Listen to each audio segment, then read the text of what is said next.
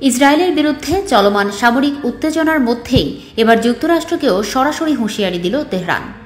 জাতিসংঘে নিযুক্ত ইরানের রাষ্ট্রদূত আলী বাহরেইনি জানিয়েছেন, ইসরায়েলের পক্ষে যুক্তরাষ্ট্র সামান্যতমভাবে সম্পৃক্ত হলেও তার জবাব কঠোরভাবে দেওয়া হবে। বাহরেইনি বলেন, আমরা যুক্তরাষ্ট্রকে ইসরায়েলের কার্যক্রমের প্রতি সহানুভূতিশীল ও জড়িত মনে করছি।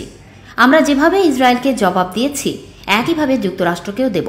তিনি স্পষ্ট ভাষায় জানান, ইরানি সামরিক বাহিনী উপযুক্ত সমানুপাতিক এবং কঠোর প্রতিক্রিয়া দিতে প্রস্তুত রয়েছে। যুক্তরাষ্ট্র কতটুকু এই সংঘাতে যুক্ত হচ্ছে তা ইরান সতর্কভাবে পর্যবেক্ষণ করছে বলেও জানান তিনি। এদিকে ইসরায়েলি সংবাদ মাধ্যমগুলোর তথ্য অনুযায়ী এখন পর্যন্ত যুক্তরাষ্ট্র সরাসরি কোনো হামলায় অংশ না নিলেও পরোক্ষভাবে যুক্ত রয়েছে। যেমন ইসরায়েলের দিকে ছোড়া ক্ষেপণাস্ত্র প্রতিরোধে সহায়তা করছে যুক্তরাষ্ট্র। আরও উদ্বেগের বিষয় হল, মধ্যপ্রাচ্যে যুক্তরাষ্ট্র অতিরিক্ত যুদ্ধ বিমান মোতায়েন করেছে। রয়টার্সের এক প্রতিবেদনে বলা হয়েছে, মার্কিন প্রশাসন আরও কিছু যুদ্ধ বিমান মোতায়েনের সিদ্ধান্ত নিয়েছে, যা যুদ্ধ পরিস্থিতিকে আরও জটিল করে তুলছে। সাবেক মার্কিন প্রেসিডেন্ট ডোনাল্ড ট্রাম্প তার সোশ্যাল প্ল্যাটফর্ম ট্রুথ সোশ্যালে এক পোস্টে ইরানকে নিঃশর্ত আত্মসমর্পণের আহ্বান জানিয়েছেন। তবে তার এই মন্তব্য ইরান খুবই গুরুত্বের সঙ্গে নিচ্ছে।